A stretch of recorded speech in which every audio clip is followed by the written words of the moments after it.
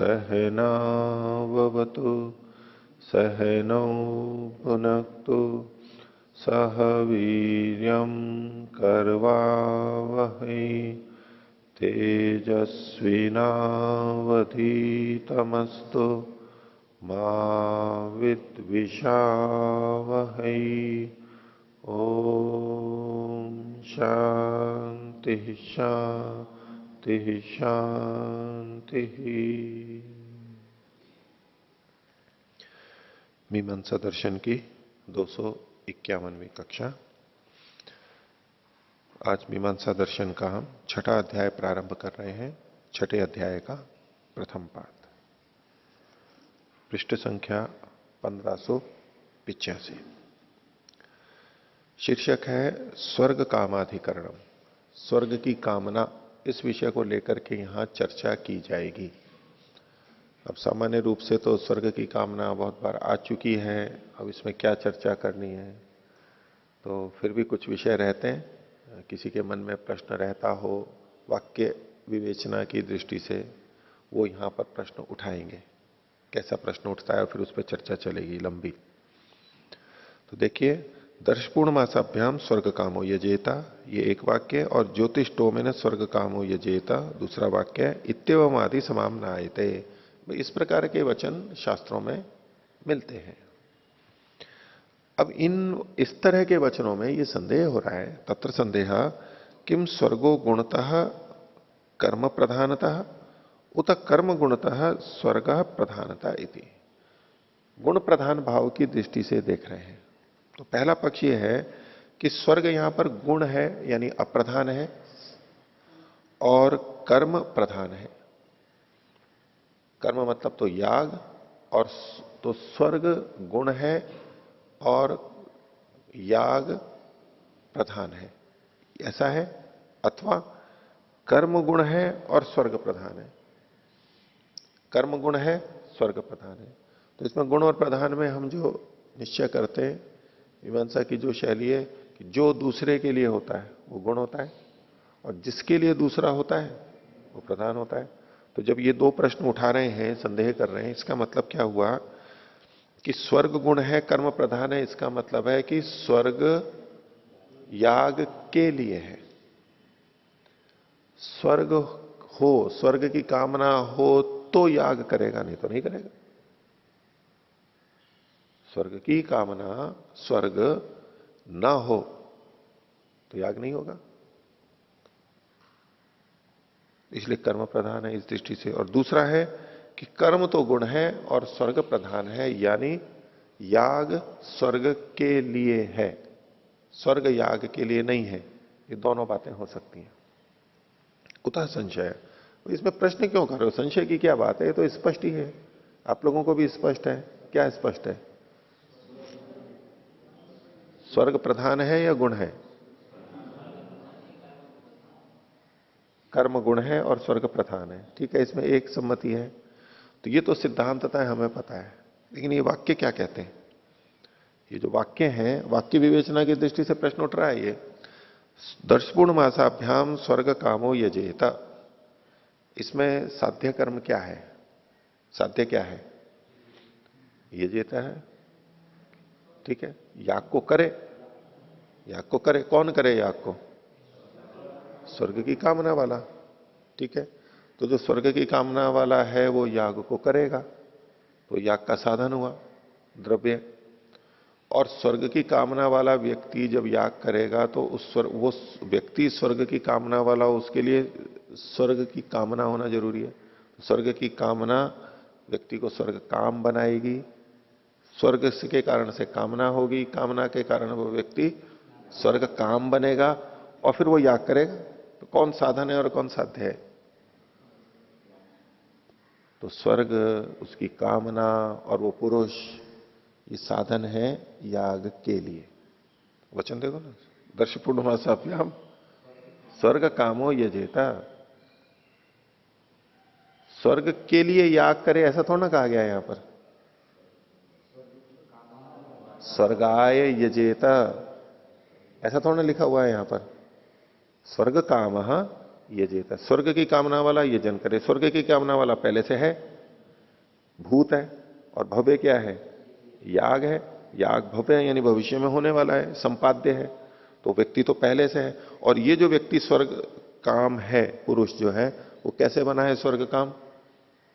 स्वर्ग से संबंधित कामना वो बना है, तो वो तो पहले होनी चाहिए, तब स्वर्ग, तब याग की पूर्ति करेगा वो। तो बोले कुतः संशय, क्यों हुआ? तो वाक्य की दृष्टि से ये सारी चर्चा चलेगी आगे। यह स्वर्ग कामोपि निर्दिश्यते यजेत इत्यपि। बोले दोनों बातें यहां पर कही गई, स्वर्ग काम है भी है। उससे यूं लगता है कि जिसको स्वर्ग की कामना है वो यजन करे, मतलब यजन करके स्वर्ग की प्राप्ति करे, स्वर्ग की जो उसकी इच्छा है उसको पूर्ति करे। एक अर्थ तो ये स्वर्ग काम शब्द से मिल रहा है। और दूसरा यजेता भी लिखा हुआ है कि यहां पर वाक्य में साध्य के रूप में तो यजन क्रिया है, उसको वो निर्वर्त्य है, भविष्य में होने वाली है। तो अत्र स्वर्ग काम यागयो संबंधो गम्यते। तो दो शब्द हैं और इनमें इतना तो निश्चित है कि स्वर्ग काम में और याग में संबंध बताया जा रहा है। अब वो कौन सा गुण और प्रधान है ये अलग बात है, लेकिन इन दोनों के बीच में संबंध तो बताया जा रहा है। अगर ये संबंध नहीं होता तो ये वाक्य ही नहीं होता। तो अत्र स्वर्ग काम यागयो संबंधो गम्यते तस्मिंच संबंधे किम याग साधनत्वेन संबध्यते उत साध्यत्वेन इति भवति विचारणा। तो संबंध तो है, अब इसमें याग साधन के रूप में है या साध्यत्व के रूप में है, यही हमारी चर्चा का विषय है। तो याग यदि साधन के रूप में होगा तो गुण होगा और स्वर्ग प्रधान बन जाएगा, और यदि याग साध्य के रूप में होगा तो याग प्रधान बन जाएगा और स्वर्ग गुण बन जाएगा। तत्र, अब इसमें पक्ष रख रहे हैं, तत्र यदि स्वर्ग कामस्य पुरुषस्य याग कर्तव्यतया चोद्यते। यदि मतलब इस वाक्य का अर्थ अगर हम ऐसा लें कि यहां पर स्वर्ग काम मतलब वो पुरुष, तो स्वर्ग काम से पुरुषस्य, स्वर्ग से की कामना वाले पुरुष का याग कर्तव्य के रूप में कहा जा रहा है, निर्देश किया जा रहा है। कर्तव्य के रूप में कौन है? याग है। और कौन करेगा? स्वर्ग काम पुरुष को याग कर्तव्य के रूप में कहा जा रहा है। तो स्वर्ग कामे न याग कर्तव्य इति, इसी को दूसरे शब्दों में कहा कि स्वर्ग काम व्यक्ति के द्वारा, स्वर्ग की कामना वाले व्यक्ति के द्वारा याग करने योग्य होता है। स्वर्गेच्छा विशिष्ट से सिद्ध्यति इति गम्यते। तो और ये किसका किसका सिद्ध होता है? जो स्वर्ग की इच्छा से विशिष्ट हो, स्वर्ग की इच्छा से युक्त हो, विशिष्ट से पुरुष से सिद्ध्यति, वो सिद्ध होता है। अगर किसी को स्वर्ग की इच्छा न हो तो याग सफल नहीं होगा। अब यहां देखो, स्वर्ग काम जो पुरुष है उसको साधन के रूप में देख रहे हैं। भाई सीधा ही कह देते, पुरुष स्वर्ग काम क्यों कहा? स्वर्ग कामो यजेता, क्यों कह देते पुरुषो यजेता, पुरुष को यजन करना चाहिए और उससे स्वर्ग की प्राप्ति होती है। अगर ऐसा कहना होता तो यूं कहते, तो पुरुष मात्र।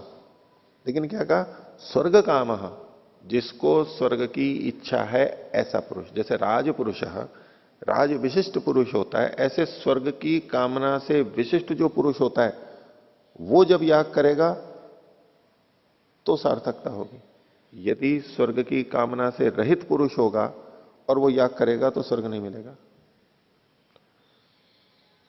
तो स्वर्ग काम विशिष्ट पुरुष, इसका मतलब हुआ कि ये ऐसा ही होगा तो ही, इतना बड़ा बांस हो तो वहां सफाई कर सकते हैं, वो इतना बड़ा विशेषण है। अगर वो उस विशेषण से रहित बांस है तो वो चीज नहीं हो पाएगी। तो स्वर्ग की कामना यदि नहीं है तो याग भी नहीं हो पाएगा। तो याग कर्तव्य के रूप में है, और ऐसा पुरुष जिसमें स्वर्ग की कामना नहीं है तो वो तो याग हो ही नहीं पाएगा। तो स्वर्ग की कामना, स्वर्ग, ये साधन के रूप में आ गया।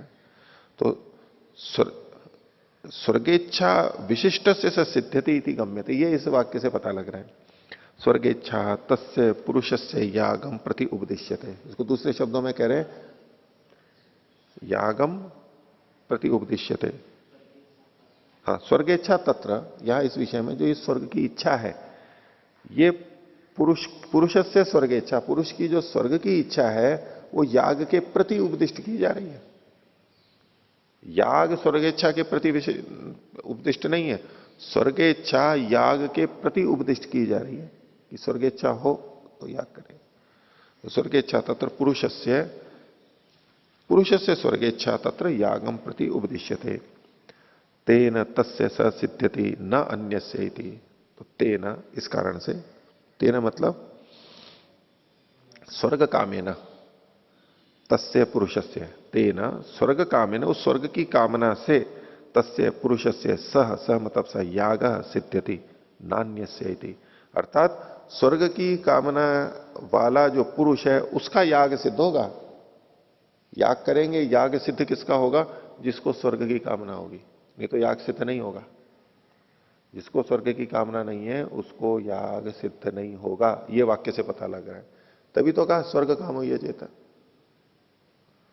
वो जो लंबा व्यक्ति हो वो इस सामान को उतार दे, बल्ब लगा दे। जो छोटा व्यक्ति है वो इस छोटे स्थान से निकल जाए। ऐसा जब कहा, अगर वो लंबा या छोटा नहीं है तो काम नहीं हो पाएगा, सिद्ध नहीं हो पाएगा। तो स्वर्ग काम जो एक विशेषण उस पुरुष को कहा कि यदि स्वर्ग काम नहीं है तो याग सिद्ध नहीं हो पाएगा। तो इस साधन के रूप में आ गया, साधन के रूप में आ गया तो स्वर्ग काम गुण हो जाएगा। तो तेन तस्य ससिद्ध्यति, उससे इसका वह सिद्ध होता है, ना अन्य से, किसी अन्य का नहीं।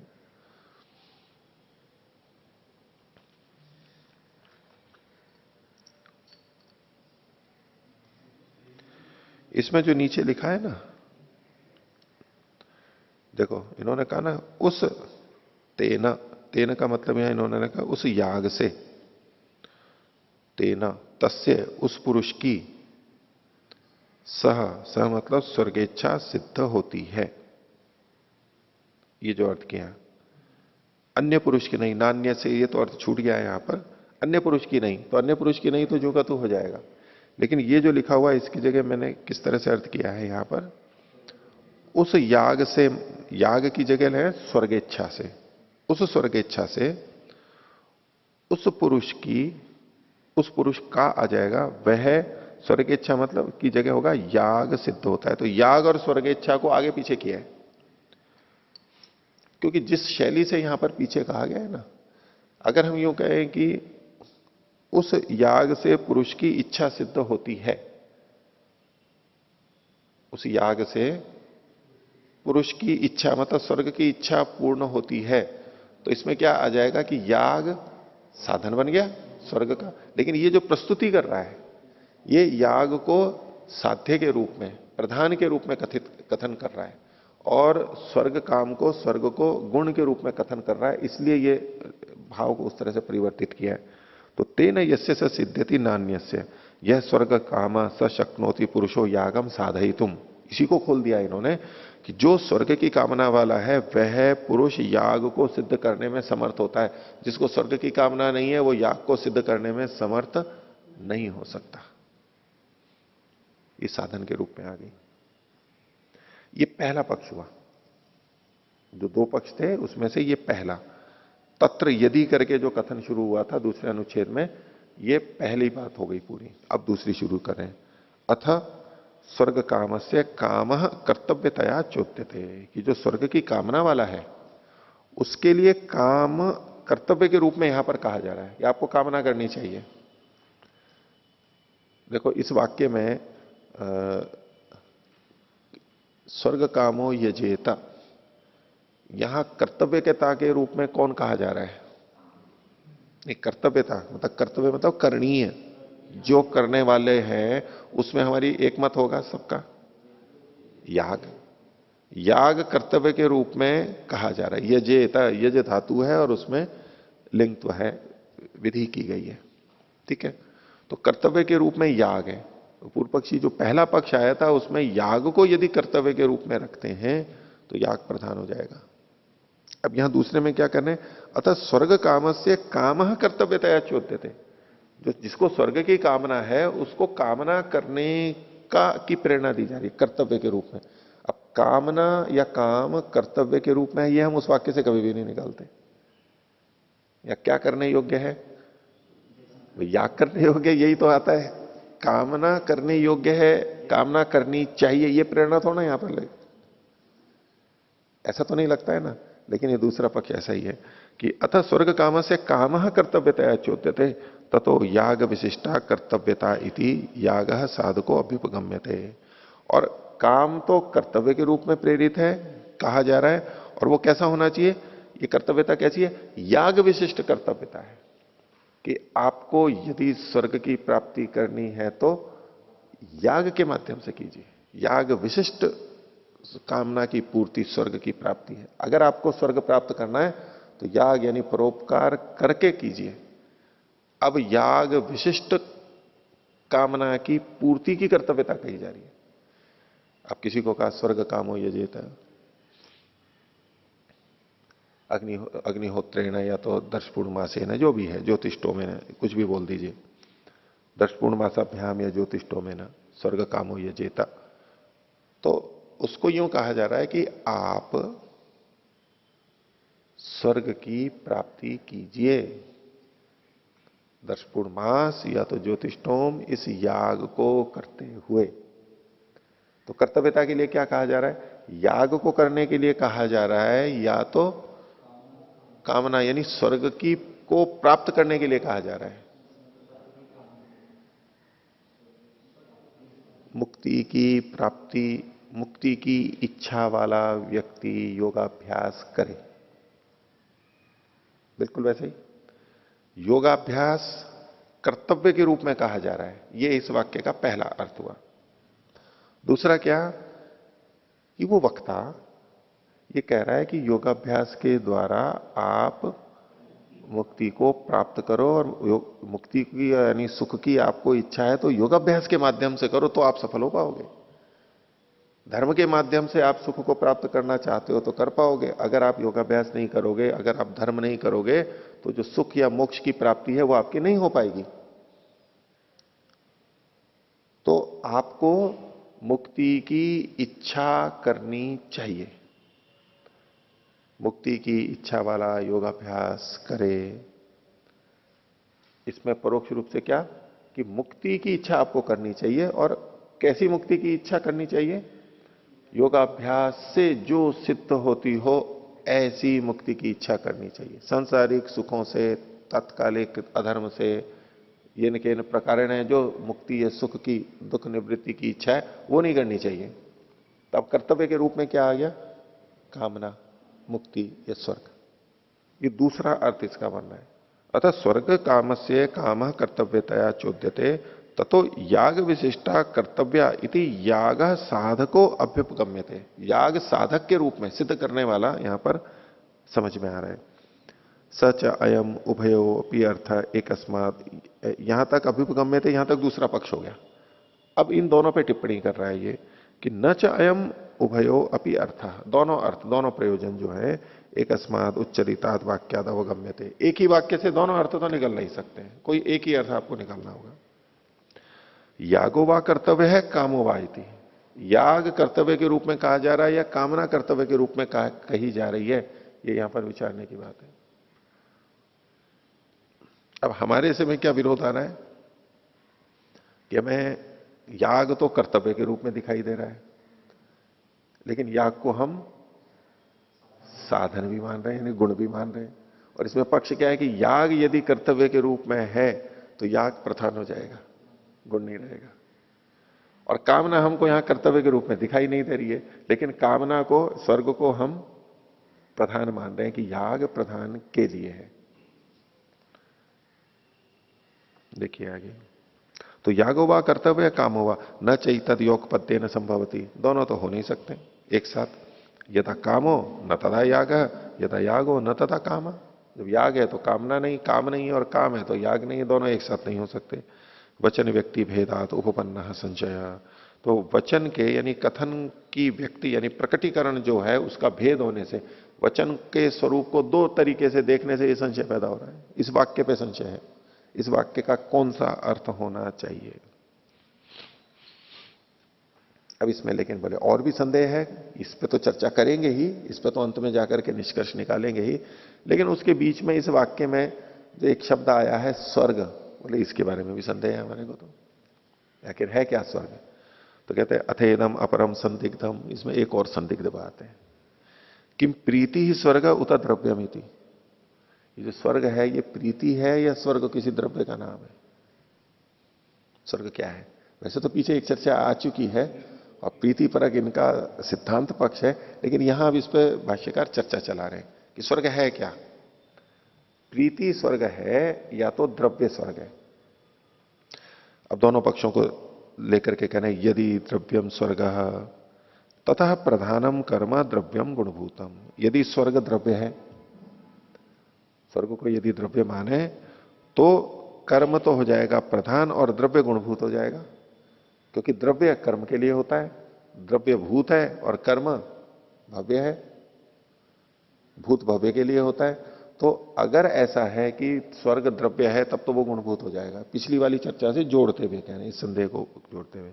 अथा प्रीति ही, और अगर प्रीति ये स्वर्ग है, प्रीति ही स्वर्ग है, ततो यागो गुणभूता स्वर्ग प्रधानमिति।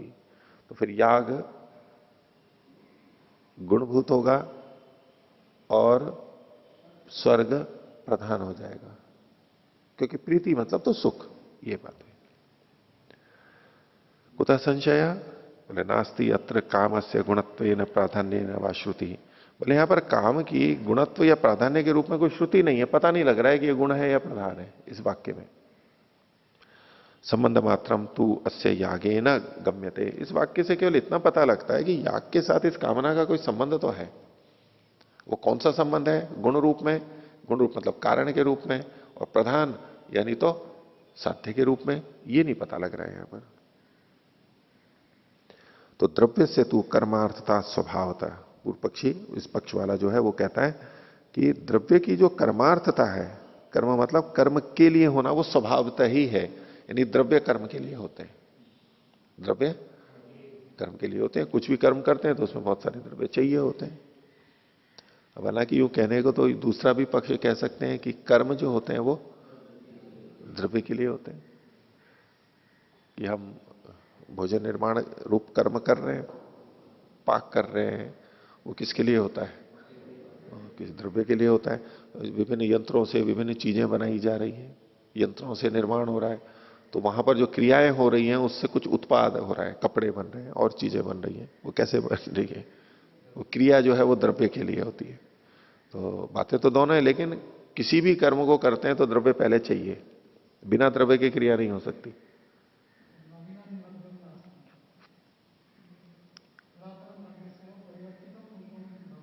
हाँ, लेकिन पहले द्रव्य तो चाहिए, उस दृष्टि से ये कह रहा है पूर्व पक्षी, ये पक्ष है कि नास्ति नहीं, द्रव्य से तो कर्मार्थता स्वभावता और पुरुष प्रयत्न से च फलार्थता। और पुरुष का जो प्रयत्न है यानी कर्म, द्रव्य तो कर्म के लिए होता है और पुरुष का प्रयत्न यानी जो कर्म होता है वो किसके लिए, उसकी क्या है? फलार्थता है। फलार्थता मतलब प्रीत्यर्थता है। द्रव्य कर्म के लिए है और कर्म प्रीति यानी सुख के लिए है। तो यदि स्वर्ग द्रव्य है तो वो कर्म के लिए हो जाएगा, ऐसा तर्क देना चाहता है ये। द्रव्य कर्म के लिए है और कर्म प्रीति के लिए है। एक सामान्य नियम होगा, यदि स्वर्ग द्रव्य है तो स्वर्ग कर्म के लिए हो जाएगा, और यदि स्वर्ग प्रीति है तो कर्म यानी याग उस स्वर्ग के लिए हो जाएगी। तो वो गुण प्रधान बदल जाएगा। तो पहले ये निर्णय करना पड़ेगा कि स्वर्ग क्या है, प्रीति है या द्रव्य है। किम तावत प्राप्तम, सिद्धांति कहता है अच्छा क्या मिला, क्या निष्कर्ष निकलता है? तो पूर्व पक्षी कहता है स्वर्गो गुणतः कर्म प्रधानता इति। जो स्वर्ग है वो तो गुण है, अप्रधान है, और कर्म प्रधान है। क्यों? बोले तत्रैवं तावत वर्णयन्ति द्रव्यम स्वर्ग इति। बोले ये सब कहते ही हैं कि स्वर्ग जो है वो द्रव्य है, स्वर्ग मतलब द्रव्य ही होता है। सिद्धांत पूछता कथम अवगम्य थे, कैसे जान लिया आपने, कैसे समझ लिया? इसमें प्राय करके पूछना आपने कैसे जाना, इसका मतलब दूसरे ढंग से कि इसमें क्या प्रमाण है, कैसे क्या है, ये है। एक बार ब्रह्मविदानंद जी वो मौन करके आते तो उसमें कुछ भाई ऐसा ऐसा होगा, ये उपलब्धि हुई। तो वो पता नहीं वहीं पर ही चर्चा चल रही थी, बोले कि अगर वो व्यक्ति हो तो ऐसा कहने पे वो कौन क्या प्रश्न पूछेगा। जैसे किसी ने कहा कि भाई मेरे को ये उपलब्धि हुई, कईयों के सामने कहा, तो अगर ये मैं कहूं तो भाई स्वामी मुक्तानंद जी इस पे क्या प्रश्न पूछ सकते हैं, और दिलीप जी क्या पूछेंगे, वरुण जी क्या पूछेंगे, अगर मैंने ये कहा तो वो क्या पूछेंगे। ऐसी उन्होंने वैसी चर्चा चलाई औरों के सामने, मैं नहीं था लेकिन मैंने सुना था वो। तो किसी के लिए कहा कि बोले वो पूछेंगे अच्छा ऐसा हो गया तो आपको उसमें कैसा कैसा अनुभव हुआ, आपने क्या क्या किया तो आपको ये मिला, ऐसी स्थिति पर है, ऐसा पूछेंगे ना। एक तो ये पूछने वाले होते हैं। तो किसी ने पूछा कि वो क्या पूछेंगे, मेरे नाम से पूछा कि अगर ये कहे तो वो क्या पूछेंगे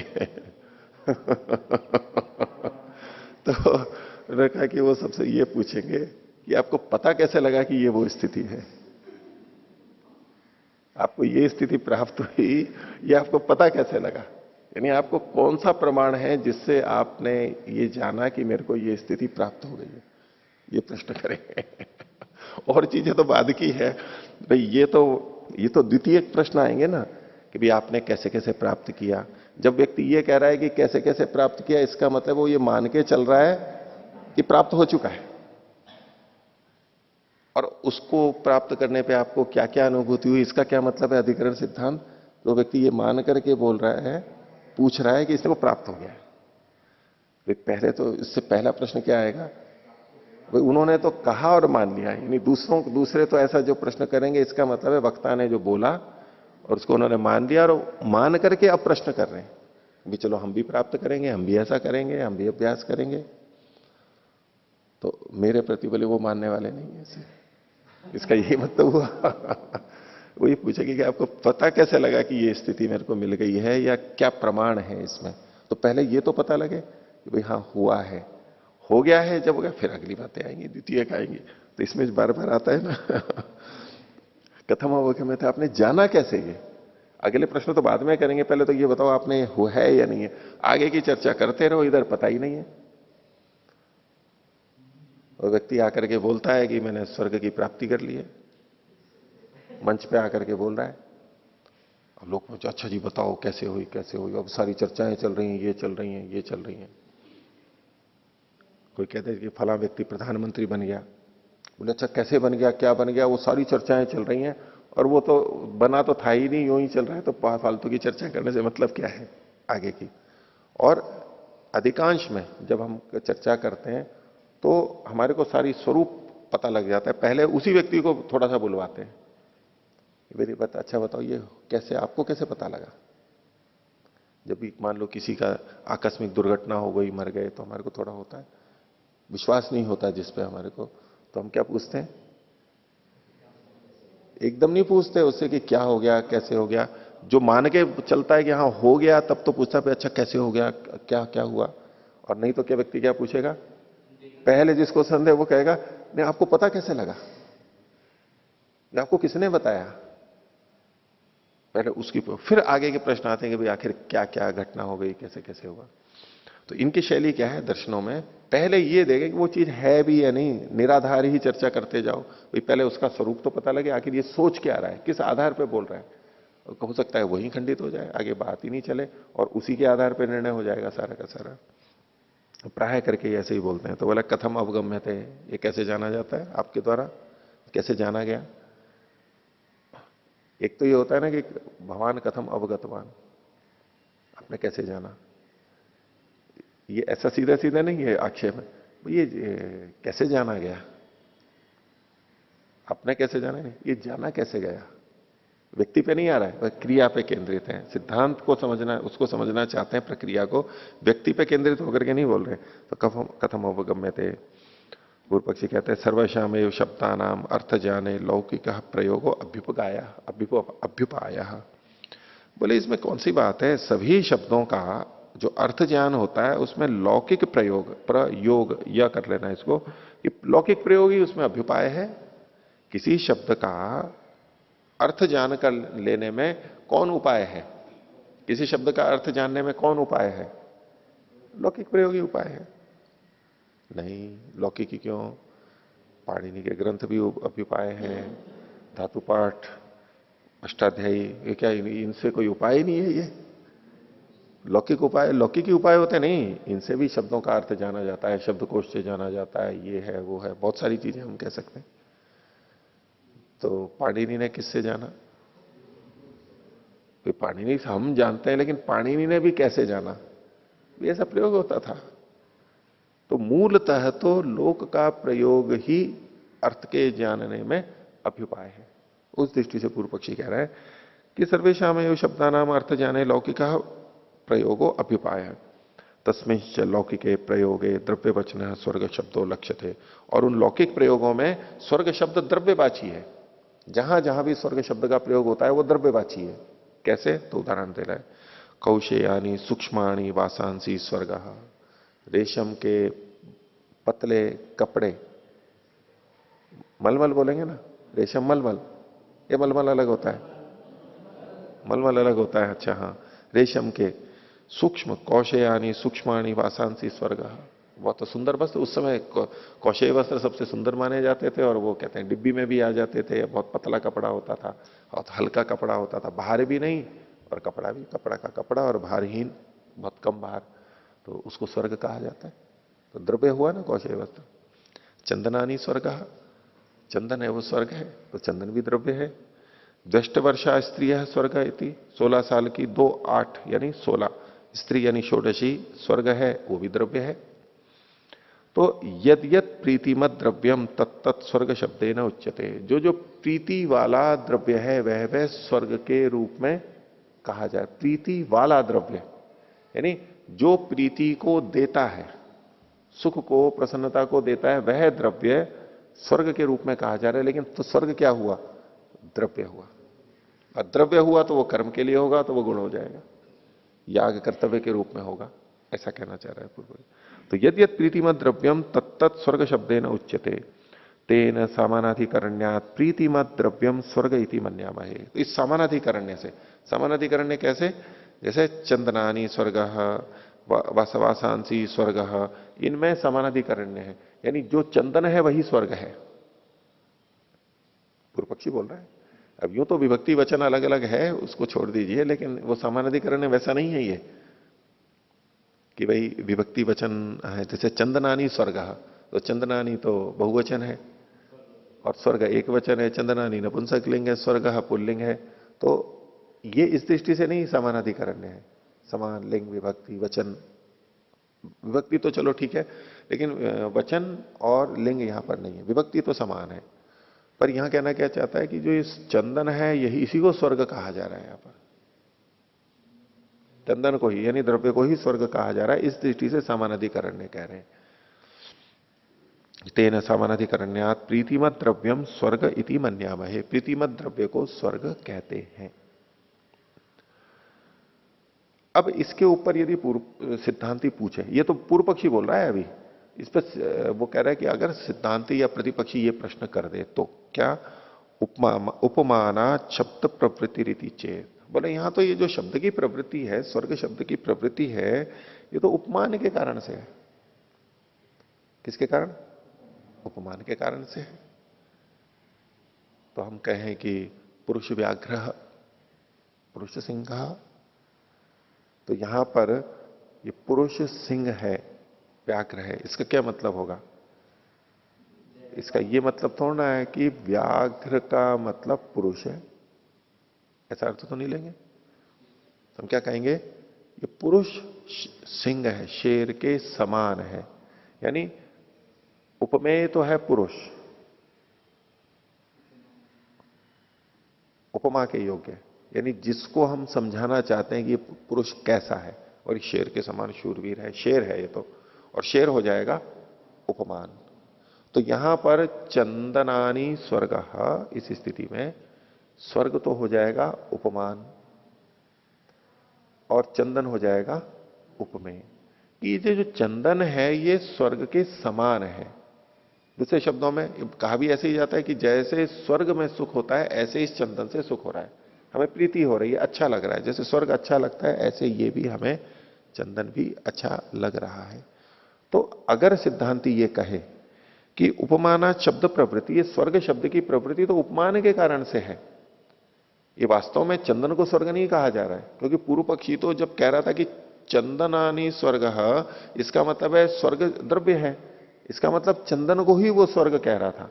बोले चंदन को स्वर्ग नहीं कहा जा रहा है यहां पर, या तो उपमान के रूप में स्वर्ग शब्द का प्रयोग किया जा रहा है, ऐसा अगर सिद्धांति कहे तो। ऐसा कहते ही तो स्वर्ग और चंदन अलग अलग हो गए।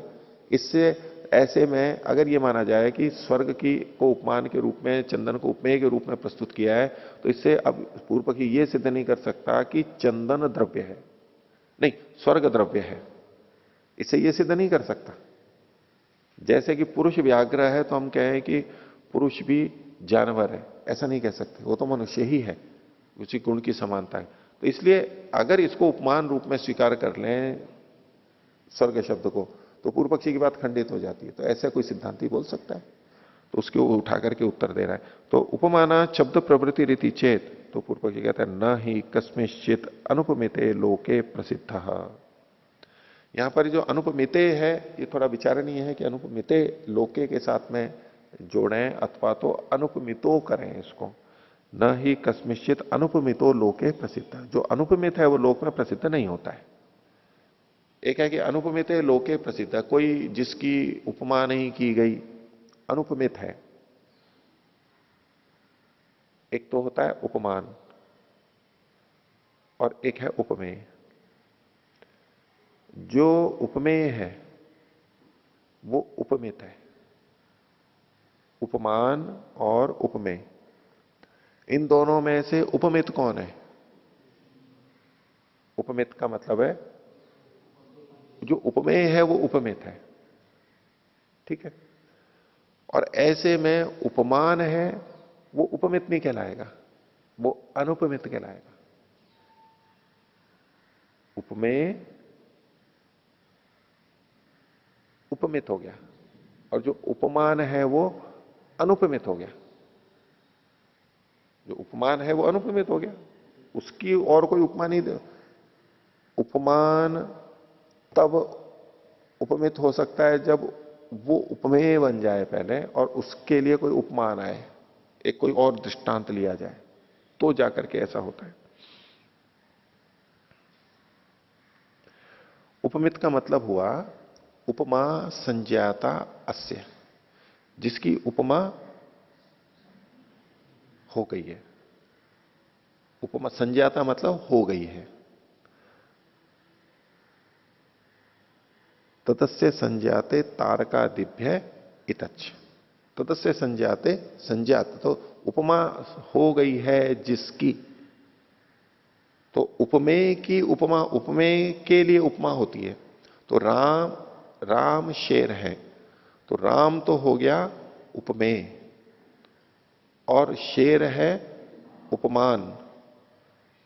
तो उपमा संज्ञाता अस्य, उपमा उपमान मतलब उपमा। जो उपमेय, राम तो है उपमेय और शेर है उपमान कह लो चाहे उसको उपमा कह लो। राम की, शेर की उपमा दे करके राम के शूरत्व को बताया गया। राम शेर है, बच्चा शेर है, सिंहो मानव का। तो यहां पर जो शेर है वो उपमान है, उसी को उपमा कहते हैं। तो उपमा हो गई है जिसकी, राम जिसकी उपमा हो गई है, यानी शेर को ला करके जिसको समझाया जा रहा है, तो उपमा संज्ञाता अस्य, उसको कहते हैं उपमित। तो उपमित जो होगा वो उपमेय होगा, ठीक है।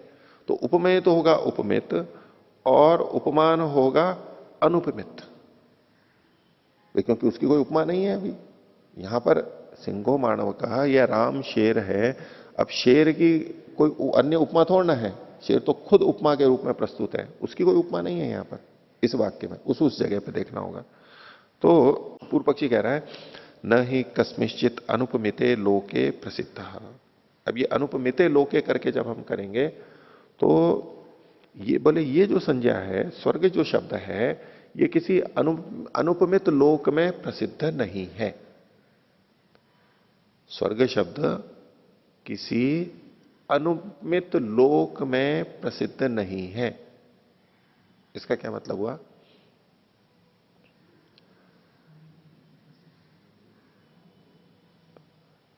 न ही कस्मिंश्चित अनुपमिते, यानी स्वर्ग शब्द उपमित, न ही कस्मिंश्चित अनुपमिते लोके प्रसिद्ध।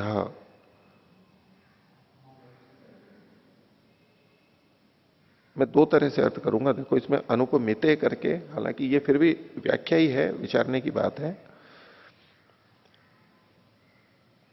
इसको यूं समझिए कि अनुपमित मतलब का हो गया अनुपमेय रूप में। तो स्वर्ग शब्द किसी लोक स्थान में प्रसिद्ध नहीं है, अर्थात उपमित ही है। उपमित ही है, उपमेय है। जो उपमेय है वो उपमान नहीं बन सकता। ये कहना चाहता है पूर्व पक्षी, जो उपमेय है वो उपमान नहीं बन सकता यहां इसी वाक्य में। कि ये जो स्वर्ग शब्द है, स्वर्ग शब्द अनुपमित रूप में प्रसिद्ध नहीं है। इसका मतलब हुआ दो ना है। देखो, नहीं है और अनुपमित है। इसको दूसरे शब्दों में कहेंगे कि स्वर्ग शब्द उपमित रूप में है। यानी स्वर्ग शब्द उपमित है। उपमित का है मतलब तो उपमेय है, उपमा नहीं है। पूर्व पक्षी कह रहा है कि स्वर्ग शब्द कभी उपमा के रूप में प्रस्तुत नहीं होता। सिद्धांति ने जब ये कहा कि चंदनानी स्वर्ग, इसमें स्वर्ग शब्द को उपमा के या तो उपमान के रूप में प्रस्तुत किया गया, और ऐसा करने से चंदन स्वर्ग को द्रव्यत्व से हटाया गया। प्रयास कर रहा है सिद्धांति। पूर्व पक्षी कह रहा है कि ये जो स्वर्ग है कभी अनुपमित रूप में प्रसिद्ध ही नहीं है, अनुपमित लोक के रूप में प्रसिद्ध नहीं है, यानी उपमित लोक के रूप में प्रसिद्ध है। यानी ये तो स्वयं उपमेय है, ये तो स्वयं उपमित है, इसलिए इसको आप उपमान के रूप में प्रस्तुत नहीं कर सकते। इसको एक मिनट, इसको दूसरे ढंग से यूं देखें कि स्वर्ग क्या है? चंदनानी स्वर्ग। अब इसको पलट दो, चंदन को तो बना दो उपमान और स्वर्ग को बना दो उपमेय। पहले तो यह था कि चंदन स्वर्ग के समान है, चंदन को बताने के लिए स्वर्ग को लिया गया। चंदन दार्ष्टान्त था और स्वर्ग दृष्टांत था। भाई चंदन कैसा है? अरे स्वर्ग जैसा है। तो चंदन दृष्टांत, चंदन दार्ष्टान्त था और स्वर्ग दृष्टांत था। जैसे सिद्धांति खंडन करने के लिए प्रस्तुत कर रहा है, ये उल्टा कर रहा है। बोले चंदन का तो पता ही होता है, हाँ स्वर्ग कैसा है उसको बताने के लिए प्रस्तुत किया जाता है कि भाई स्वर्ग कैसा है? बोले चंदन जैसा है। भाई मुक्ति कैसी है? मुक्ति कैसी है? मुक्ति का आनंद कैसा होता है? तो जैसे स्वामी जी बोलते हैं, भाई जैसे हम हलवा खाते हैं तो आनंद आता है, ऐसे मुक्ति का भी आनंद आता है, ईश्वर का भी आनंद आता है। तो ईश्वर के आनंद को समझाने के लिए लौकिक उदाहरण दिए गए हैं, अथवा लौकिक चीजों को समझाने के लिए ईश्वर का दृष्टांत दिया गया है। बोले भोजन कैसा है? बोले ईश्वर के आनंद जैसा है। ये बहुत अच्छा भोजन बनाओ।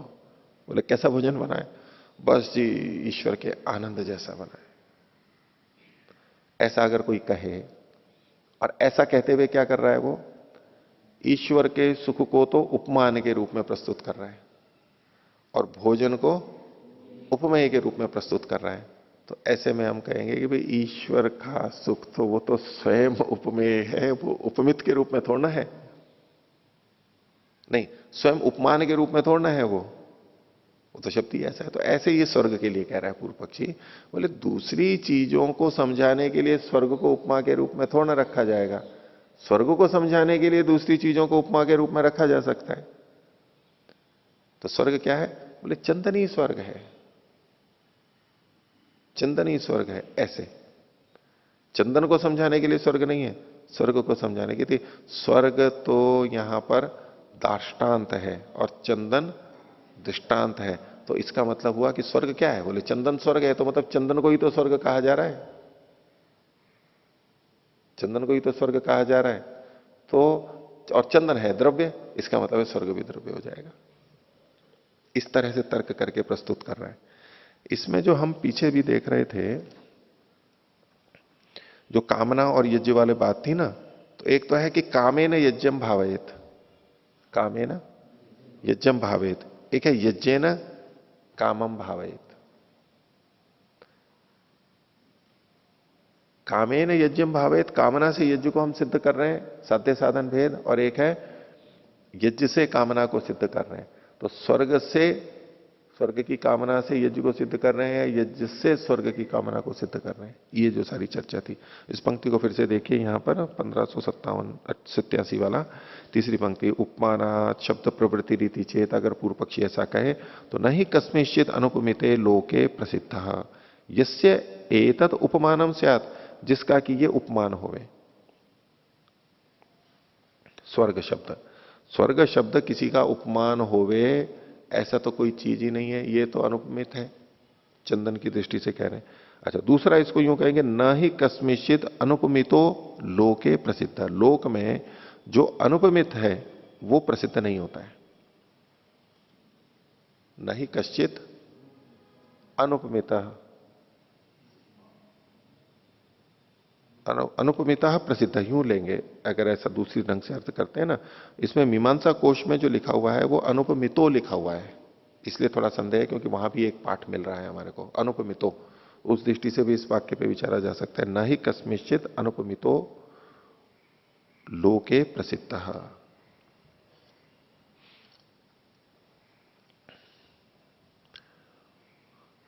इसको जो सिद्धांत रूप में है कि जो उपमान है वो अनुपमित होना चाहिए, जो उपमान है वो अनुपमित होना चाहिए। जिसको दूसरे शब्दों में कहें कि वो उपमेय के रूप में नहीं होना चाहिए, जो जो उपमान है वो उपमेय अप्रस्तुत के रूप में नहीं होना चाहिए। जैसे कि हम यूं कहें कि दृष्टांत कभी भी दार्ष्टान्त के रूप में नहीं होना चाहिए। उस जगह पे ज्ञात से ही हम अज्ञात को जानते हैं, तो दार्ष्टान्त है वो तो अज्ञात है, ज्ञेय है, और दृष्टांत है जहां पर लौकिक और परीक्षक की बुद्धि साम्य होती है, नहीं वो तो ज्ञात है। तो बोले कि वो जो ये जो उपमान है वो कभी भी अज्ञात नहीं हो सकता, वो तो ज्ञात ही होना चाहिए। जबकि स्वर्ग क्या है, वो तो ज्ञात नहीं है, तो उसको उपमान के रूप में यहां प्रस्तुति नहीं कर सकते। ऐसा कह के पूर्व पक्षी खंडित कर रहा है। यस्य एतत् उपमानम स्यात्, जिसका कि ये उपमान हो, तस्मात् न उपमानम, इसलिए ये उपमान नहीं है। ये जो स्वर्ग शब्द है यहां पर उपमान नहीं है। अतो द्रव्यम स्वर्ग इति, इसलिए ये जो द्रव्य है, इसलिए ये जो स्वर्ग है ये द्रव्य है, और द्रव्य है तो वो गौण हो जाएगा।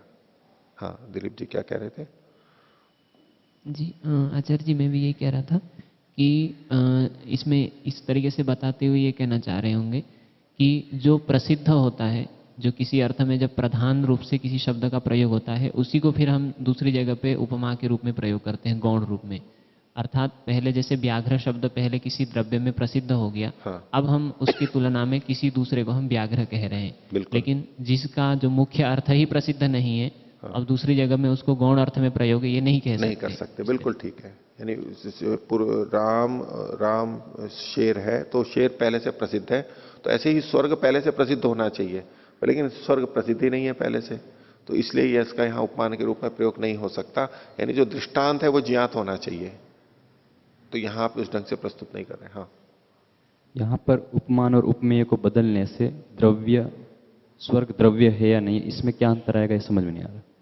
देखो, जब हम ये कहेंगे कि स्वर्ग क्या है, बोले चंदन स्वर्ग है, चंदन स्वर्ग है। अब स्वर्ग को हमें जानना है, और स्वर्ग कैसा है, बोले चंदन जैसा है, या चंदन ही स्वर्ग है, चंदन ही स्वर्ग है। और जब ये कहेंगे तो स्वर्ग द्रव्य बन जाएगा, क्योंकि चंदन द्रव्य है। ये पूर्व पक्षी इस दृष्टि से देख रहा है। और अगर हम इसको उल्टा करेंगे कि चंदन स्वर्ग कैसा होता है, चंदन जैसा होता है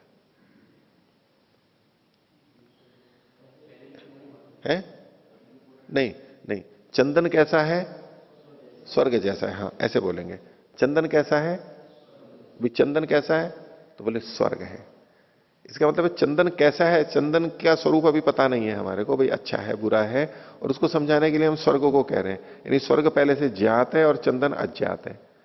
और जब ऐसा कहेंगे तो स्वर्ग और चंदन में भिन्नता हो जाएगी, समानाधिकरण नहीं रहेगा कि चंदन ही स्वर्ग है, ये नहीं अर्थ निकलेगा। भाई चंदन कैसा है, स्वर्ग जैसा है। राम कैसा है, शेर जैसा है। तो राम शेर जैसा है ये कहेंगे तो राम और शेर अलग अलग हो जाएंगे, दोनों अलग अलग हो जाएंगे ना। तो जब स्वर्ग और चंदन अलग अलग हो गए तो चंदन द्रव्य है, इससे स्वर्ग भी द्रव्य हो, यह सिद्ध नहीं हो जाएगा, ये सिद्ध नहीं हो सकता। जब चंदन को ही स्वर्ग कहेंगे तब तो स्वर्ग द्रव्य सिद्ध होने लगेगा। और जब स्वर्ग को अलग मानेंगे कि चंदन कैसा है, स्वर्ग जैसा, इसका मतलब है स्वर्ग चंदन से अलग चीज हुई। तो अब चंदन का द्रव्य धर्म या द्रव्यत्व वो हम स्वर्ग में नहीं घटा सकते। तो इससे ऐसा वाक्य अगर बनाएंगे तो इससे यह सिद्ध नहीं हो जाता कि स्वर्ग द्रव्य है। पूर्व पक्षी जिस ढंग से व्याख्या कर रहा है उससे स्वर्ग को वो द्रव्य के रूप में प्रस्तुत कर रहा है। हाँ, उपमान उपमेय बदल भी देंगे तो भिन्नता तो तब भी दोनों स्थितियों में तो रहेगी, चंदन और स्वर्ग में। नहीं, उपमान उपमेय को न बदलते हुए भी उसको ऐसा किए, वो जो समानाधिकरण के रूप में पूर्व पक्षी कह रहे हैं ना कि चंदन स्वर्ग है, तो चंदन को ही स्वर्ग कह रहा है, चंदन को ही स्वर्ग कह रहा है। हम कहें कि ये पेड़, बोले ये आम है, तो ये जो पेड़ है वो आम है, तो पेड़ द्रव्य है, तो वो जो आम का पेड़ है या हम कहें तो वो भी तो द्रव्य ही होगा, ऐसा कुछ कहेंगे तो। हाँ, ये जो पंक्ति है इसको ऐसे हो सकता है, मुझे लग रहा है, नहीं कस्मिश्चित अनुभविते लोके प्रसिद्ध। तो जैसे पुरुषः व्याघ्र हम बोलते हैं, तो अब पुरुष यहाँ पर जो व्याघ्र है वो अभी उपमान है, व्याघ्र उपमान है जी। हाँ। परंतु वो लोक में अनुपमित रूप में भी प्रसिद्ध है, एक प्राणीवाचक है वो, जहाँ पर कि वो उपमान नहीं है। हाँ, इसी प्रकार से स्वर्ग शब्द ऐसा नहीं है कि यहाँ पर उपमा के रूप में अगर हम मानते हैं इसको, तो वो कहीं अनुपमित में होगा तभी कोई वस्तु उपमा के रूप में आ सकती है। इस तरीके से ये बताना चाह रहे होंगे। जो अनुपमित होगा वो ही उपमा के रूप में आ सकती है। हाँ, वो कभी ना कभी अनुपमित रूप में भी होना चाहिए, तभी वो उपमा बन सकता है किसी का। उपमान वो हो सकता है जो अनुपमित हो। अगर वो उपमित ही हो हमेशा तो उसको हम उपमान के रूप में नहीं ले सकते, क्योंकि उसको दूसरे से समझाया जा रहा है। उसको स्वतंत्र रूप से जाना जाने योग्य होना चाहिए, उसको अपने आप में, यानी दृष्टांत अपने आप में स्वतंत्र समझ में आने वाला होना चाहिए। उसको भी किसी और से समझाया जा रहा हो, यानी वो भी अज्ञात हो, तो वो इधर सहायक नहीं बन पाएगा। ज्ञात ही अज्ञात को बता सकता है, तात्पर्य तो वही है। ठीक है, तो इसमें अब सिद्धांति कहता है नेत्याह, वही ये बात तो आपकी ठीक नहीं है। प्रीति स्वर्ग इति न द्रव्यम व्यभिचारात, कि प्रीति जो है वही स्वर्ग है, यानी द्रव्य स्वर्ग नहीं है, प्रीति का नाम स्वर्ग है, प्रीति का नाम स्वर्ग है। न द्रव्यम, द्रव्य स्वर्ग नहीं है। क्यों? व्यभिचारात, इसमें व्यभिचार को प्राप्त होता है। अच्छा ये बताइए कि हम जब किसी को कहें कि भाई स्वर्ग क्या है, स्वर्ग जब कहते हैं तो लोग क्या कहते हैं कि स्वर्ग किसे कहते हैं? अनजान किसी को, लोक प्रचलित किसी भी व्यक्ति को कहेंगे भाई स्वर्ग किसे कहते हैं?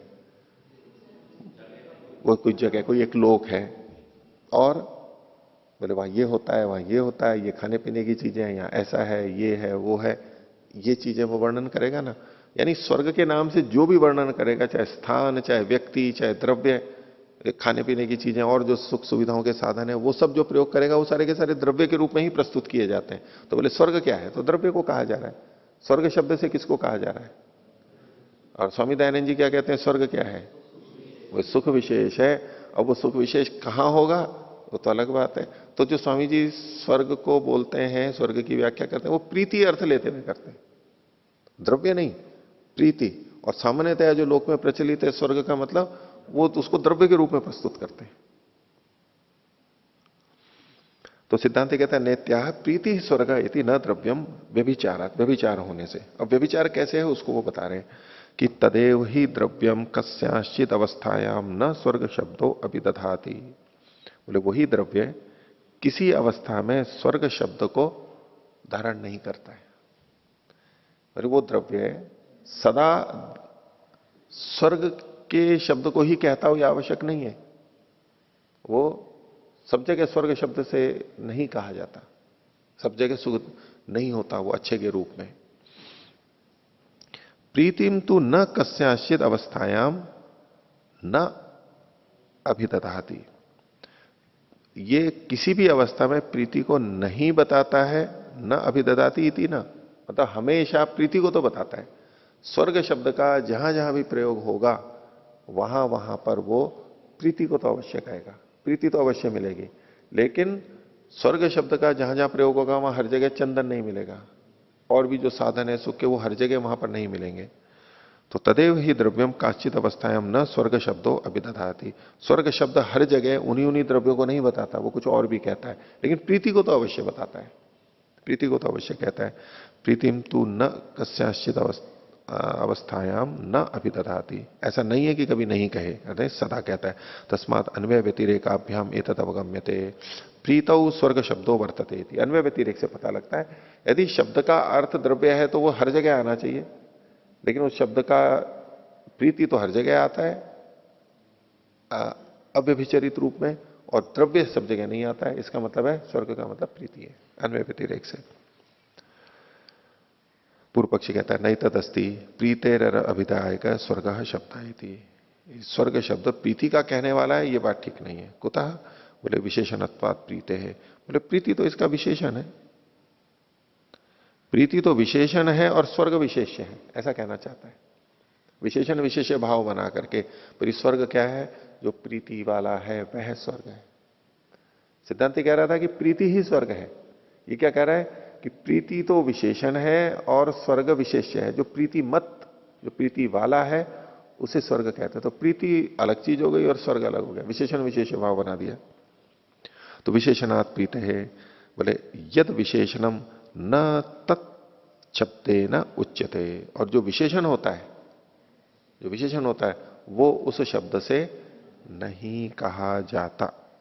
तो यद विशेषणम का मतलब तो ये हो गया, जो भी विशेषण होता है न तत्शब्दे न, तत्शब्दे न यूं कीजिए, न तत्, तत् का मतलब है यहां पर विशेषण, शब्देन मतलब विशेष्येण, विशेष्य शब्द से कहा जाता है। जो विशेषण होता है वह विशेषण शब्द से, मतलब विशेष्य शब्द से नहीं कहा जाता है। जो विशेषण होता है वो विशेष्य शब्द से नहीं कहा जाता है। पूर्व पक्षी क्या कह रहा है, प्रीति विशेषण है और स्वर्ग विशेष्य है। तो जो विशेषण है यानी प्रीति, वो विशेष्य यानी स्वर्ग शब्द से नहीं कही जाएगी, विशेषण विशेष्य शब्द से नहीं कहा जाता है। कैसे, उसको तो ये उदाहरण देके बता रहा है पूर्व पक्षी। तद्यथा दंडी थी, दंडी शब्द है, तो दंडी का मतलब क्या हुआ, दंड वाला, दंड वाला। इसमें दंड तो विशेषण है और वो जो व्यक्ति है पुरुष वो विशेष्य हो गया, ठीक है।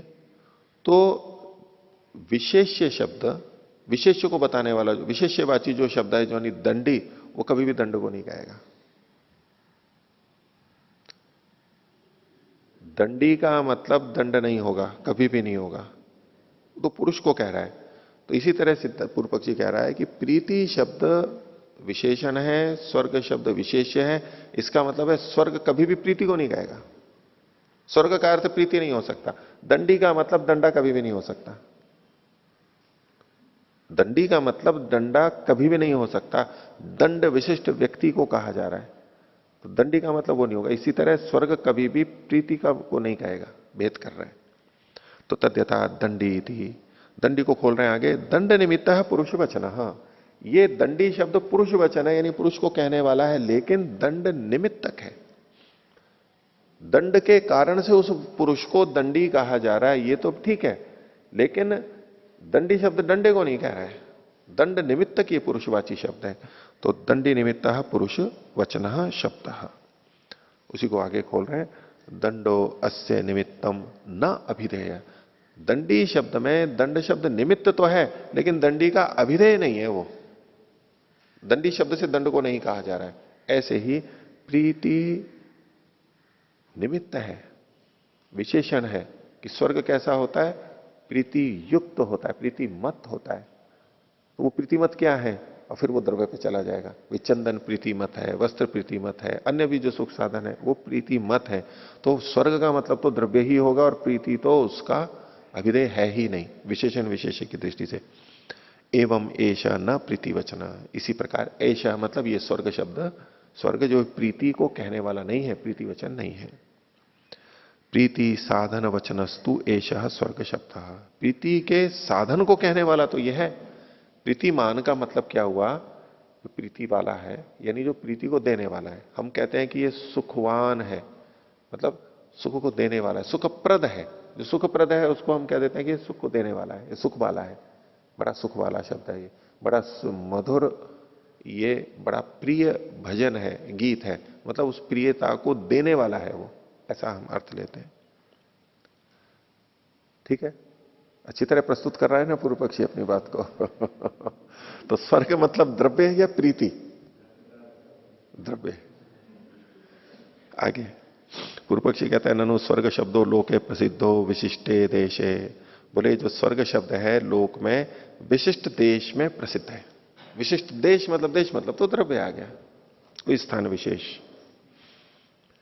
यस्मिन, कौन सा है वो देश, अब उसको समझा रहा है कि यस्मिन नोष्णम न शीतम, ना जो गर्मी होती है ना ठंडक होती है, मतलब अति उष्ण और अति शीत नहीं होती है, न क्षुत न तृष्णा, या भूख भी नहीं होती है न प्यास होती है। ऐसा ही तो बोलते हैं स्वर्ग का, भूख भी परेशान नहीं करती है और प्यास भी परेशान नहीं करती है। और भूख और प्यास के कारण ही तो व्यक्ति मारा मारा फिर रहा है, और उसके कारण इतने कष्ट उठाता है, ये काम करता है, वो करता है, फिर ये होता है, वो होता है। तो भूख और प्यास तो मूल कारण है व्यक्ति के दुख के। तो वहां पर न क्षुत न तृष्णा, न रति, न वहां पर कष्ट या पीड़ा है, न ग्लानि, और किसी तरह की ग्लानि भी नहीं है वहां पर। मन के अंदर खेद जो आ जाता है वो ग्लानि, वो भी नहीं है। पुण्य कृत एव प्रेत्य तत्र गच्छति नान्ये, जो पुण्य को करने वाला है, करने वाले हैं। पुण्यकृत, ये प्रथमा का बहुवचन है। पुण्यकृता, पुण्यकृत होता है हलंत, वैसे तो बहुवचन है ये। तो जो पुण्य करने वाले हैं वो ही मर करके वहां पर जाते हैं, और कोई नहीं जाता है। ठीक है, तो वो स्थान विशेष हुआ, यानी द्रव्य हुआ। इस पर सिद्धांति कह रहा है अत्रोच्यते यदि तत्र केचित अमृतवा न गच्छन्ति, बोले यदि वहां पर मरे बिना कोई नहीं जाते, यानी जब भी जाते हैं स्वर्ग में तो मर करके ही जाते हैं। भाई स्वर्ग को तो हम तब मान सकते थे कोई जिंदा वहां चला जाता। अब जो भी स्वर्ग जाता है बोले मर करके ही जाता है, तो ऐसे स्वर्ग का क्या प्रमाण हुआ। भाई मर करके स्वर्ग को प्राप्त करेगा, बोले ये उसको क्या पता लगेगा, पता नहीं वो मर करके स्वर्ग को पहुंचा है नहीं पहुंचा है। तो बोले कि यदि तत्र केचित अमृतवा न गच्छन्ति, बिना मरे कोई वहां जाता नहीं है।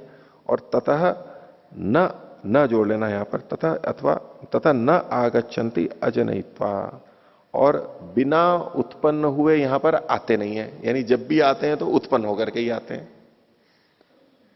अगर कोई, पहली बात, दो तरह से स्वर्ग को बोले हम सिद्ध कर सकते थे। यदि कोई बिना मरे स्वर्ग को चला जाता, बोले हाँ भाई ये स्वर्ग है, और बता देता कि ये स्वर्ग है, तो हम मान लेते।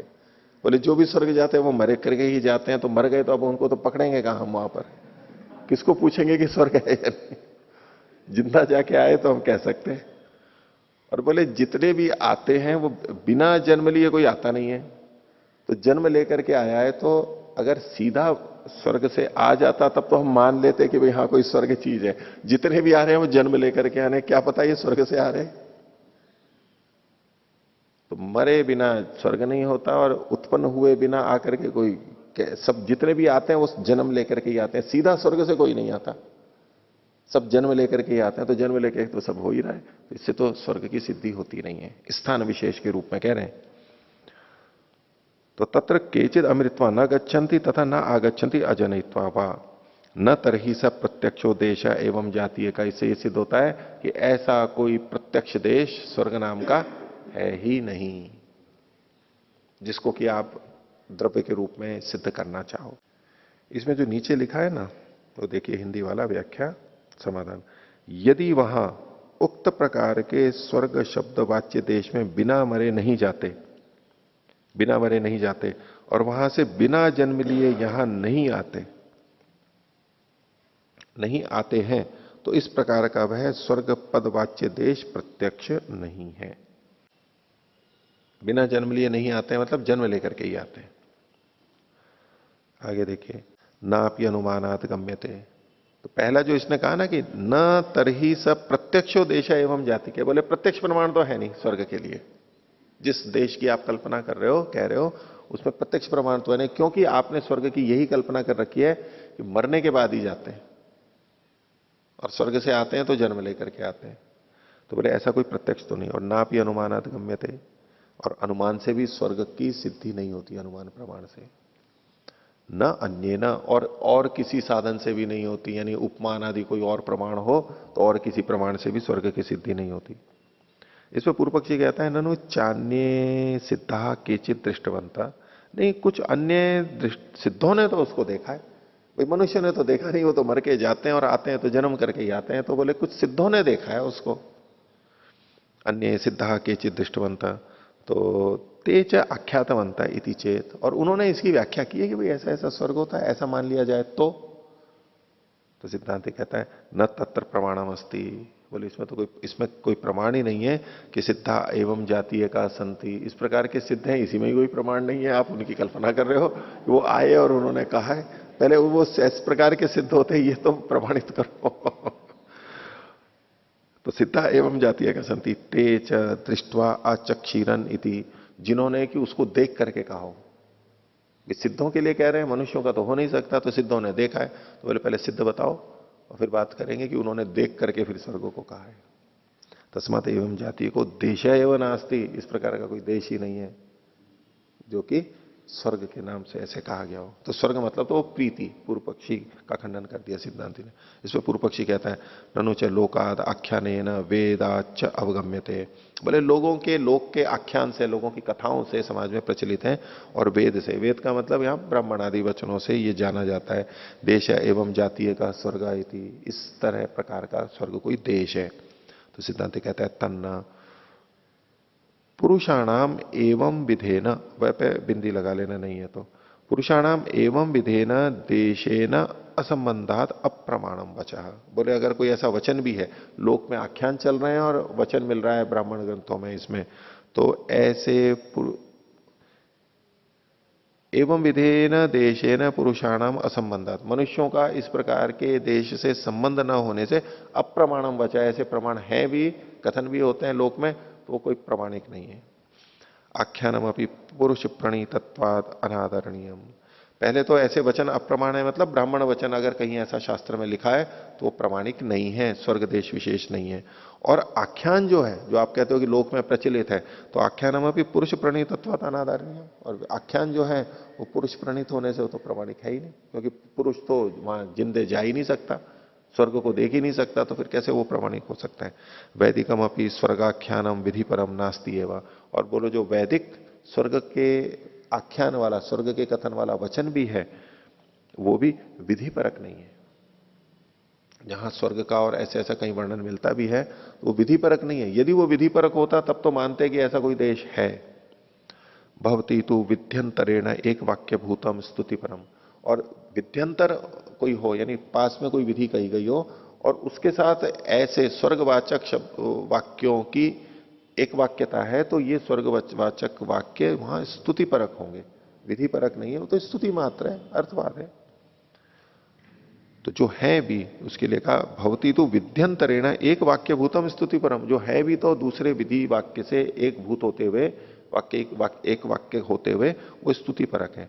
यद्यपि केवल सुख श्रवण अर्थापत्या तादृशो देश स्यात्, तो बोले यदि केवल सुख के श्रवण से, अर्थापत्ति से वैसा कोई देश हो, ऐसा कोई सोचे पूर्व पक्षी कि भाई सुख का तो श्रवण हो ही रहा है कि वहां सुख होता है, तो कोई ना कोई ऐसा स्थान भी होना चाहिए, ऐसा अगर कोई कहे तो तथा अस्मत् पक्ष से अविरोध, तो इससे कोई हमारे पक्ष का कोई विरोध नहीं होता है।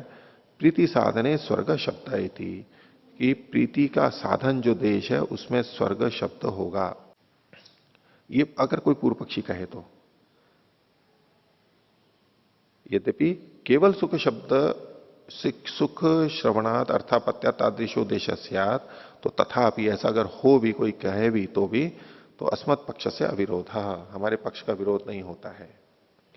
प्रीति साधने स्वर्ग शब्द इति तेन देशेन व्यवहाराभावात् कुतस्तस्य अभिधायक स्वर्ग शब्दो भविष्यति। और इस प्रकार के देश का व्यवहार का अभाव होने से उस देश का कहने वाला स्वर्ग शब्द कैसे हो सकता है? यानी स्वर्ग शब्द किसी देश विशेष का वाचक नहीं है। तो यहां तक तो इन्होंने व्याख्याकार ने अपनी व्याख्या की। अब सूत्र को लेते हैं।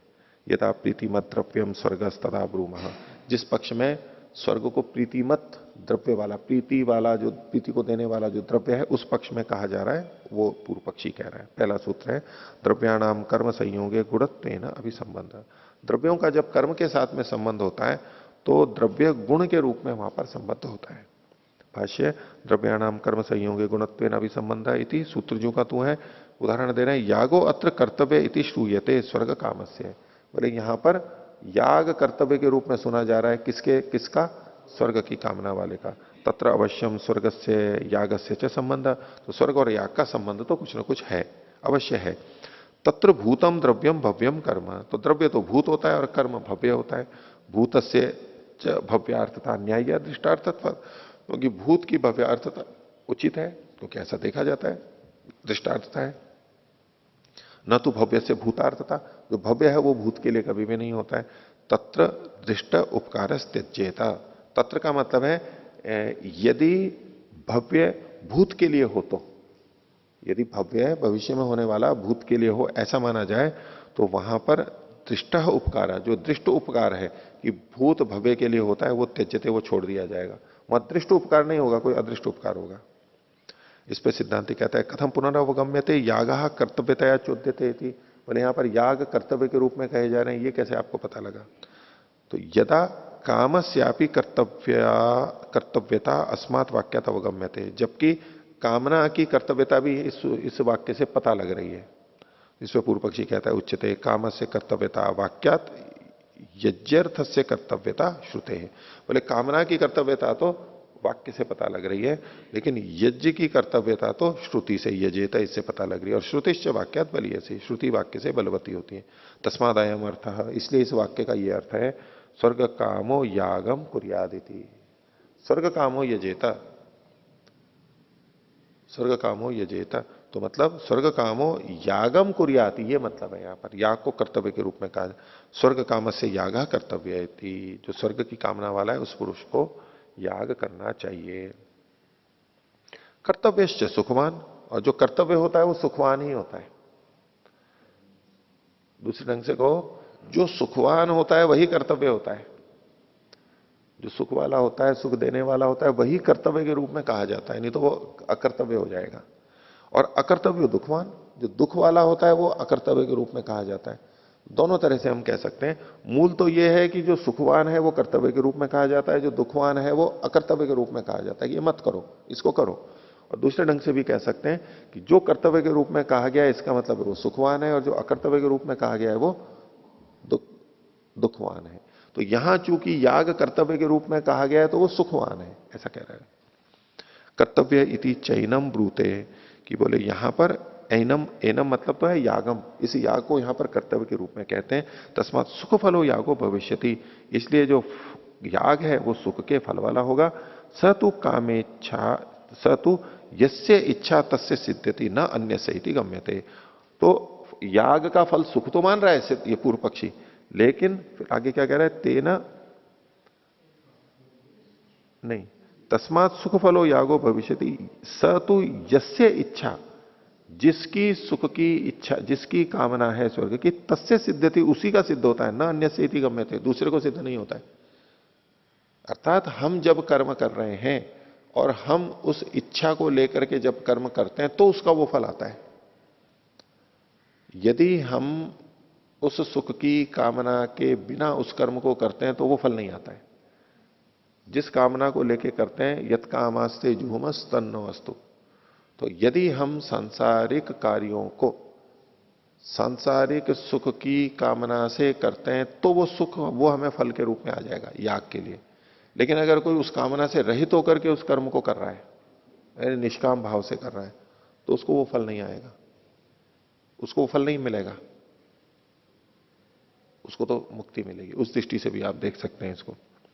तो यस स तु यस्य इच्छा तस्य सिद्ध्यति न अन्य से गम्यते तेन स्वर्ग इच्छा यागस्य गुणभूता। तो इसलिए स्वर्ग की जो इच्छा है वो याग की गुणभूत है। सर्वस्यापि कर्मणो द्रव्येच्छा भवती गुणभूता। अब देखो ये कैसे व्याप्ति दिखा रहा है। पहले तो क्या कहा कि स्वर्ग की इच्छा याग की गुणभूत है, और किसी भी कर्म का में जो है, हाँ, द्रव्य की जो इच्छा है वो गुणभूत होती है। इच्छा, स्वर्ग की इच्छा याग की गुणभूत है, और किसी भी कर्म में द्रव्य की जो इच्छा होती है वो गुणभूत होती है। तो यहां स्वर्ग की इच्छा, वो द्रव्य की इच्छा, वो गुणभूत होगी। तया द्रव्यम आने तुम यतते अल्प विराम। तो तया मतलब तया इच्छया, उस इच्छा से द्रव्य को आने तुम यतते, आने में लाने में प्रयत्न करता है। दृष्टे नैव द्वारेण, किसी दृष्ट के द्वारा ही, दृष्ट कारण के द्वारा ही, दृष्ट कारण से। यह तू स्वर्ग संज्ञक द्रव्येच्छा एवं नियम्यते। तो यहां पर स्वर्ग संज्ञक द्रव्य की जो इच्छा है उसका नियम, इच्छा का नियमन किया जा रहा है। पूर्व पक्षी कह रहा है ये कि यहां पर स्वर्ग नामक जो द्रव्य है उसकी इच्छा का नियमन किया जा रहा है। क्या नियमन है कि यथै वसा गुणभूता प्राप्ता, कि यथा एवसा गुणभूता, यागे न, याग के द्वारा वो गुणभूत प्राप्त है। तथैव सती नियम्यते, वैसी होते हुए ही, यानी गुणभूत होते हुए ही, याग से संबद्ध होते हुए ही वो नियमित की जा रही है। कि स्वर्ग की जो कामना है, इच्छा है, वो वैसे पूर्ति नहीं होगी आपको, याग करते हुए वो पूर्ण को होगी। तो उसका नियमन किया जा रहा है कि स्वर्ग की इच्छा कैसे पूरी होगी, इसके द्वारा होगी, और किसी तरह से नहीं हो सकती है। तो यथैव सा गुण भूता प्राप्त तथैव सती नियम्यते दृष्टे नैव द्वारेण न अदृष्टेन उपकारेण।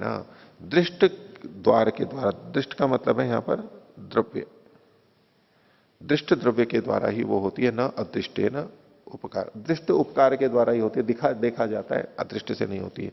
तेन स्वर्गेच्छया गुणभूतया स्वर्ग द्रव्यम प्रति यतिष्यते यागम साधयितुम। तो उससे स्वर्ग की इच्छा से, जो कि गुणभूत है, उसके द्वारा स्वर्ग द्रव्य के प्रति वो यत्न करता है यागम साधयितुम, याग को सिद्ध करने के लिए यत्न करता है, स्वर्गों की प्राप्ति के लिए। अथा अपि अदृष्टेन तथापि न दोषः। और यदि ये मानेंगे कि ये अदृष्ट से, अदृष्ट उपकार से होता है, तथापि न दोष है, तो अदृष्ट उपकार से, अदृष्ट उपकारेण इच्छा नियम्येत, उपकारेण इच्छा नियम्येत, तो अथापि अदृष्टेन तथापि न दोषः। यदि अदृष्ट उपकार से, यानी उपकार दृष्ट नहीं है, तो याग को सिद्ध करने का यत्न करेगा, तब भी ये तो कह रहा है कि दोष नहीं है। ठीक है, इसको इतना ही रख।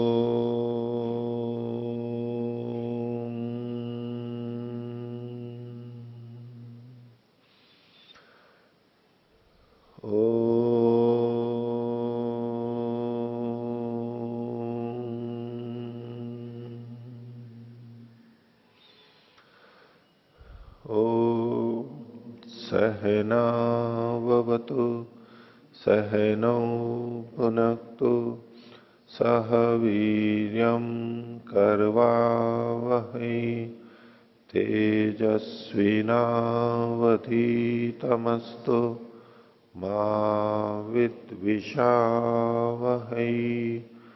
ओम शांति।